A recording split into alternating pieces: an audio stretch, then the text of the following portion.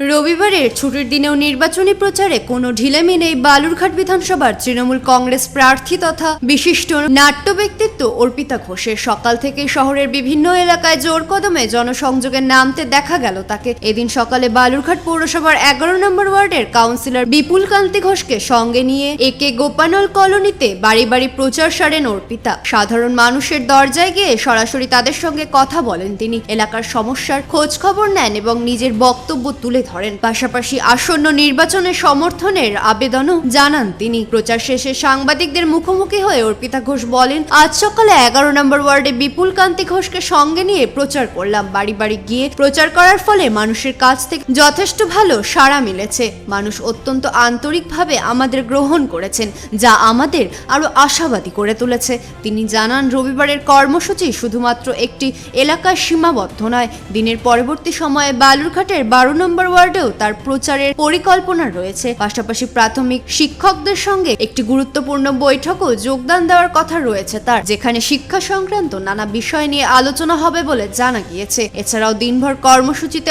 অংশগ্রহণ হিসাবে হিলি ব্লকের বিভিন্ন এলাকায় গিয়ে প্রচার চালাবেন অর্পিতা ঘোষ। নির্বাচনের আগে এই ধারাবাহিক জনসংযোগের মাধ্যমে মানুষের সঙ্গে আরো নিবিড় সম্পর্ক গড়ে তোলাই তার মূল লক্ষ্য বলে জানান তৃণমূল প্রার্থী। কিভাবে শুরু করলেন? এই 11 নম্বর ওয়ার্ডে আজকে আমার কাউন্সিলর এখানে আছে, আমার সঙ্গে বিপুল, আমরা মিলে একটু ডোর টু ডোর ক্যাম্পেন মানুষের কাছে গিয়ে কথা বলছি।